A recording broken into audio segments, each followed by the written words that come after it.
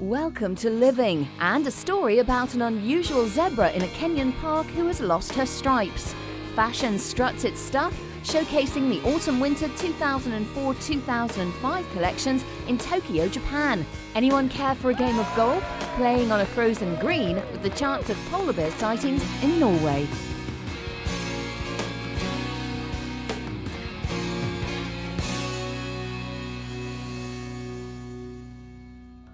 In a distinctly Kiwi version of Pampalona's famed Running of the Bulls, the small New Zealand town of Te Kuiti witnessed its own woolly version. As part of the ever-popular New Zealand Shearing Championships, where the country's top farmers try to outdo each other in removing a sheep's fleece, organisers decided to parade 2,000 sheep through the town.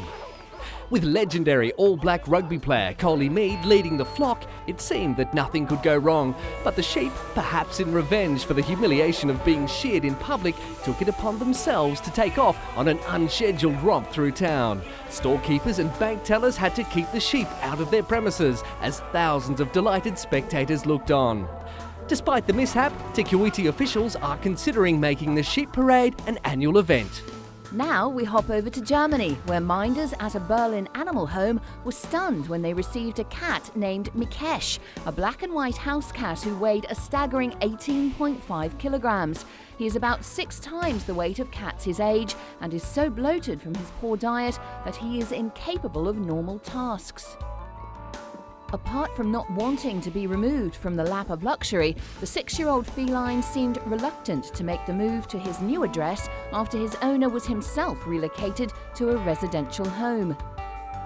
Animal shelter workers said he felt lost without his meat-feeding owner and stopped eating altogether when he was put on a diet to gradually lose weight. It could be termed animal cruelty because the cat cannot clean himself and he is exhausted after taking only a few steps. His heart does not work correctly, nor can he breathe properly. A shelter worker will take Mikesh home with her for 10 days to help get his appetite back. Cats usually weigh between 3 and 6 kilograms. A cat should receive about 300 grams of food a day. This cat received 2 kilos of steak tartare every day. Mikesh may become famous in Germany, but he won't make it into the Guinness Book of World Records. A spokesman for Guinness World Records said that they don't keep track of fat cats any longer, but said the existing record was 18.55 kilograms, a cat from Minnesota named OT. It may be that Mikesh, spoilt as he was, has used up a few of his 9 lives. Let's hope he doesn't have too much trouble dropping a few sizes. Kenyan wildlife authorities are struggling to understand how a baby zebra they noticed in a game park was born without the normal black and white stripes. The nearly 4-week-old zebra was found at a park near the capital Nairobi, and officials said wildlife experts would carry out further studies to understand the reason it was born white. Wildlife officials say that this phenomenon can only be associated with some pigment issues. The little white zebra hopped and pranced around its herd, pushing its pink snout under its mother's belly to suckle like any newborn zebra, oblivious of its dissimilarity. KWS said they would not separate the little one from its herd and hoped that it could grow into full maturity. There are no records of there ever having been a white zebra before, but the cases of paleness and lines that are not distinct has been noticed in other places in Kenya, particularly on the Mount Kenya Game Ranch area. Zebras are vulnerable in the face of hunting pressures and habitat loss because they reproduce slowly. Mares foal only every other year. Zebras are wild herbivores that resemble donkeys but are truly the living relatives of the horse. They are specialised for running and grazing on grasses, which rapidly wear down the teeth. Zebras are migratory, depending on the supply of fodder. Workers are monitoring this baby zebra every day to ensure they know what is happening. The little white zebra will continue to keep researchers and visitors wondering for a while where all the stripes went.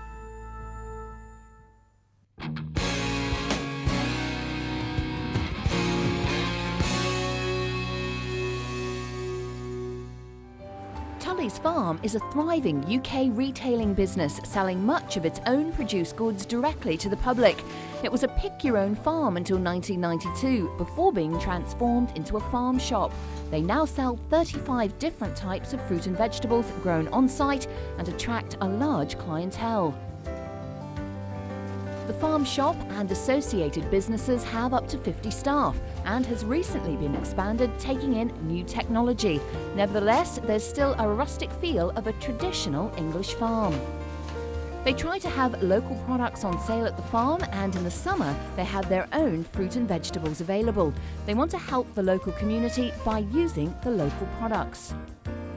Elsewhere, they've already begun planting gooseberries and raspberries for this summer's Pick Your Own. They've also introduced a range of garden ornaments and furniture. Last year, they attracted around 400,000 visitors, many of them coming to try the tea rooms where traditional food and drink is served. People can shop around the farm and have a break in the tea room. The tea room is traditional and has a friendly atmosphere. It's a great family day out. Tully's Farm turns over $3 million a year, and there are already plans to expand the business further. The German Postal Service might be one of the world's most sophisticated, but in the Spreewald region, south of Berlin, mail is still delivered by boat, just as it was more than 100 years ago. From the start of April until October, Germany's only postal boat is cruising along many canals in eastern Germany. The postal boat is a 9-metre long and 1.6-metre wide wooden boat, which is manoeuvred along the canals with the help of a 4-metre long stick. The 50-year-old postal worker, Uta Pudenz, has been delivering mail by boat for 13 years and finds it much easier and more pleasant to deliver some 600 letters and 30 packages daily by boat than by bicycle. She delivers mail to about 80 households, whose mailboxes are mostly right in the canal within easy reach.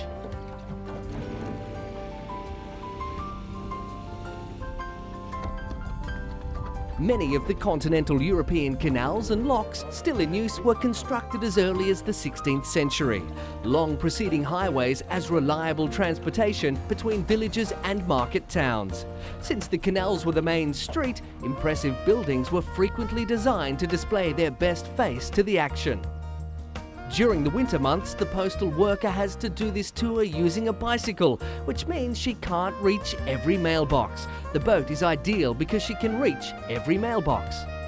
Uta says she delivers everything, including packages. She also sells stamps, pretty much everything a mobile post office would do. Before the times when the postal boat was introduced to this popular tourist area, residents used to stop by the post office and pick up their mail, for example, on the way to church. When the canals got too crowded with boats, local authorities opted for the postal boat. Canal boats are a lovely, relaxing way to travel, and there are canal boat holidays in the UK and Europe, including Germany. Germany is a culturally and historically significant destination with a vast network of canals, rivers and lakes, including the country's largest lake, the Müritzsee. You can even head to Brandenburg at the heart of reunited Germany and visit Berlin with its famous Museum Island. Canal barging vacations started in the mid-1960s when British inventors recognised the commercial potential of France's then neglected canal system. American companies got into barging in the 1990s. As the demand for this kind of holiday is steadily growing, fleets of barges and canal boats are proliferating on the European continental waterways. The best established barging routes include England, Holland, France and Germany. Each route is steeped in history, country atmosphere and culture, which faster-moving vacations fail to allow time to fully absorb or appreciate.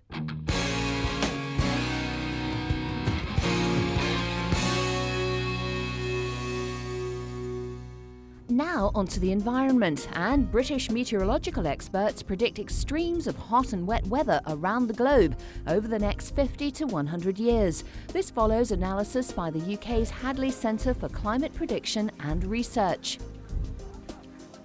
The climate around the world is rapidly changing. Extremes of weather are becoming more common, and it's becoming hotter and wetter in many countries. And there's also the extreme of droughts in other places. British climate experts believe much of this is man-made. Whilst global industrial emissions and pollution are a major cause for concern, governments can take steps to prevent extreme changes. The Hadley Centre have also set up PRECIS, a computer system where 27 countries can work out their own localised long-term weather predictions. It's hoped that by being able to predict weather trends, nations will formulate long-term policies to prevent the ravages of weather extremes.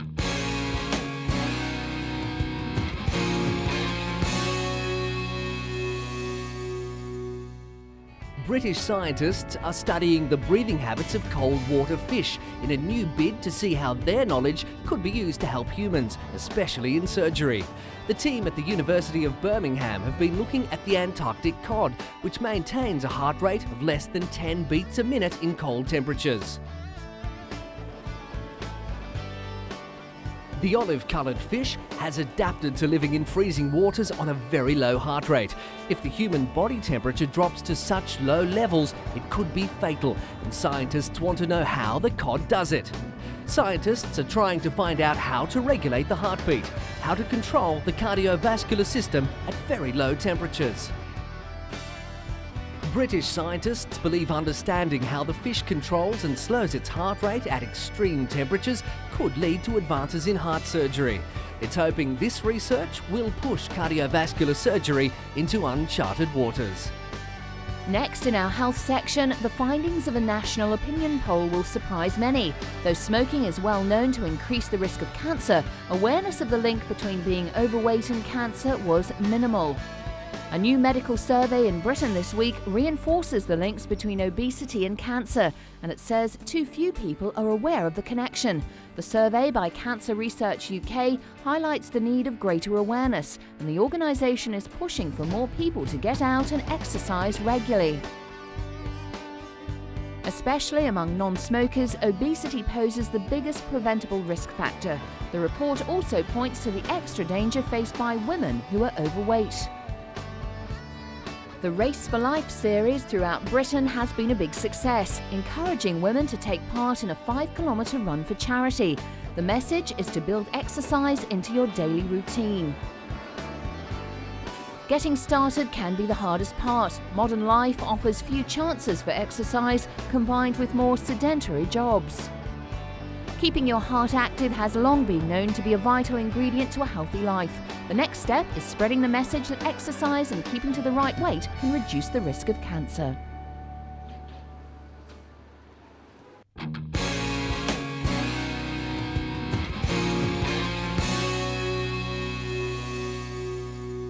The world's largest toy car show, featuring over 2,000 Hot Wheel cars, has been opened in London.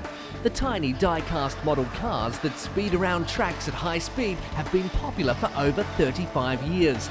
Now, the company behind them are launching 100 new models. Hot Wheels have been a major force in toy car sales for 36 years. The high-speed die-cast cars, which race around special tracks using friction, have proved popular across all generations. They are also affordable for all. Kids can even afford to buy them with their pocket money. The cars, which perform gravity-defying loops and jumps, still continue to generate interest in the age of computers. Now, 100 new die-cast models have been launched, reflecting today's street generation.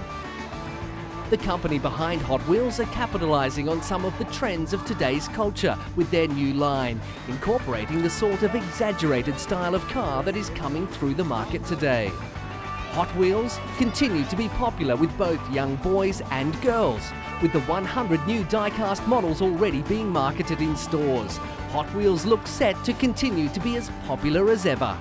A small, slim and unassuming book is the star of Christie's upcoming English drama auction in New York. It's a third edition Hamlet, published in 1611 when the author William Shakespeare himself was still alive. This is only the third edition that will ever be likely to come up for sale. The 19 others are in museums and collections. It is valued at between 1.5 and $2 million US. While normally a first edition would be more desirable, when it comes to Hamlet, it's the third editions that people want. The first edition was not officially sanctioned by Shakespeare and was highly abbreviated, having been printed from stolen text or copied in shorthand at the theatre. The front cover of the third edition reads, "Newly imprinted and enlarged to almost as much again as it was, according to the true and perfect copy." When this 1611 edition was printed, it would have cost only a few shillings, would have had no protective cover, and would have been used as someone's knockabout copy, a paperback manuscript to be tossed away, not kept for 4 centuries. The 1611 Hamlet is part of a sale of books from the estate of Mart by Countess Eccles, an American collector of rare books. The auction will also feature other rare editions of Hamlet, Macbeth, and more Shakespeare greats. 400 years on, it remains an endless source of inspiration and interpretation by actors and scholars alike, and is considered one of the greatest works of the Western civilization.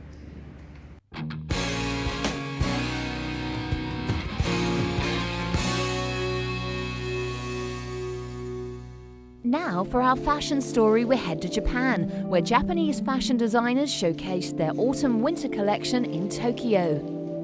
Tokyo's catwalks have been busy this week as the nation kicks off its major fashion collection shows. Over 50 designers had models on catwalks strutting their stuff for buyers and fashion lovers in a myriad of venues across the city. Yasukos Furuta's Metalcore Fantasy Autumn-Winter 2004-2005 collection has the press talking as it slithers past a packed room that normally serves as the mixed zone of the National Soccer Stadium in Tokyo. Models with deep red lipstick and black rouge and teeth coated with gold flitted down the catwalk in a ghostly procession of red knit jackets, wool dresses, corsets and red thick tights of the fashion brand Toga. A glittering finale of shiny metallic evening dresses brought the collection to a show-stopping end. Eri Utsugi, fashion designer for Frat Boys, unveiled her latest collection inspired by Tokyo's growing street fashion. She said she usually gets her inspiration from ordinary people on the street. For Eri, becoming a designer was a realistic dream. Born in Tokyo, she got early exposure to making clothes through her mother, who was a dressmaker. Before long, she was making odds and ends from pieces of fabric scattered about her room. Her mum would always give her a few tips and help with needlework.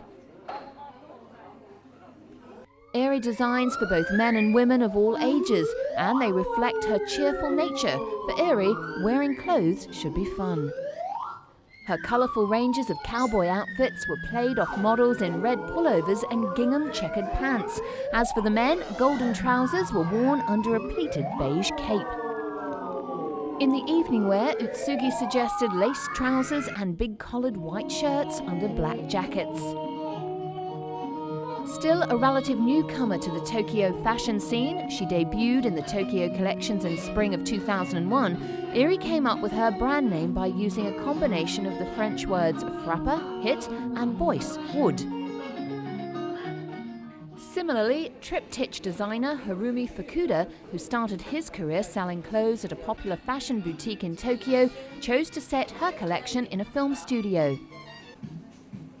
Fukuda's crisp creations included black thick wool short dresses and short brown jackets worn with leather accessories and knee pads. For years, Tokyo has been trying to assert its place on the world fashion stage, along with Paris, Milan, London and New York.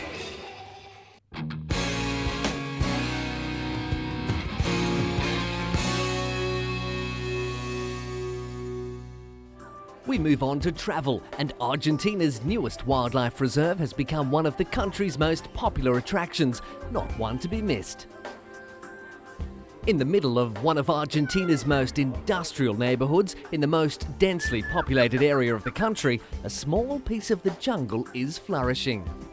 Minutes from a noisy, traffic-congested highway, a group of surrogates run around on the rocks of their habitat while 2 imposing felines attract the gaze of hordes of children arriving at Tamaican Park, which means Land of Life in the indigenous language.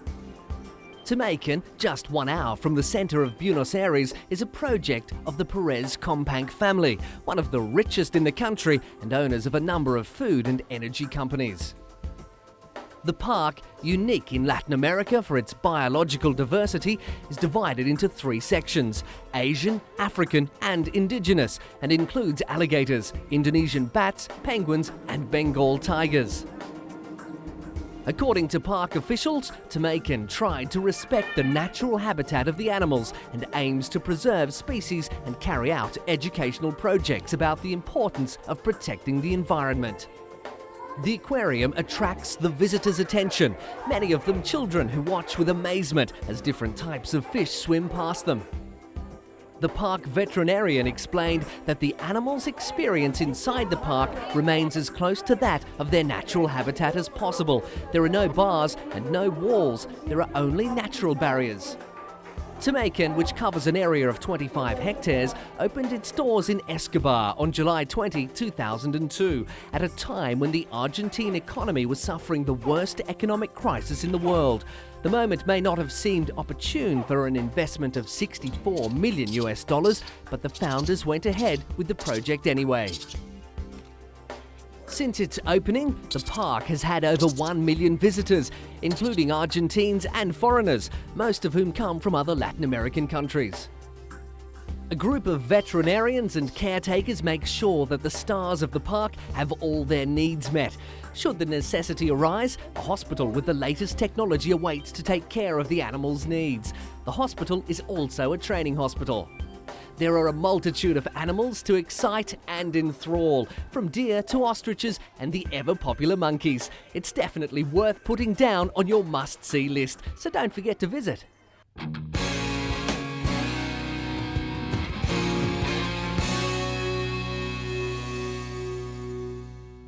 Ever considered playing golf in temperatures which plunge below the freezing mark? Playing a green frozen over with the rain and snow?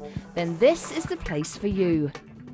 John Wells, a golfing pro from the United Kingdom, was the winner of the Icy tournament held on the island of Svalbard in the northernmost territory of Norway. Wells managed to drive more accurately, lose fewer balls and putt across irregular ice greens more smoothly than the other 33 competitors in the unusual match. The weather was bright and sunny while the 9-hole course was being constructed, but became overcast and windy during the tournament. Originally, organisers planned on playing an 18-hole course, but when the players got there, the conditions were pretty difficult. There was rain, which was pretty unusual, and all the snow turned the green into rock-hard ice, so they reduced it to a 9-hole course. Players were warned temperatures at the location could drop to minus 30 degrees Celsius during play. The golfers, many of them professional, found the brightly coloured balls bounced erratically and seldom putted true. Nicole Matern of Spokane, a Futures Tour player in the United States, was enjoying the game particularly because there was always a possibility of seeing polar bears. The organisers had a number of polar bear spotters positioned around the course, armed with powerful big game rifles, bolt action in case any of the players were stalked. They are prepared to shoot to kill, aiming for the chest. Polar bears are notoriously fierce carnivores and must be treated with caution. After the first round, the leader was former European Tour player Per Horsrud with a round of 76 4 over par. The eventual winner, John Wells, was one of a group of 78. Wells took the lead by shooting a consistent 78 to win by 1 stroke. Despite the unusual natures of the game, the freezing conditions and the difficulty of play, all competitors had a great day. Well, that's all we have time for this week. We look forward to your company next time.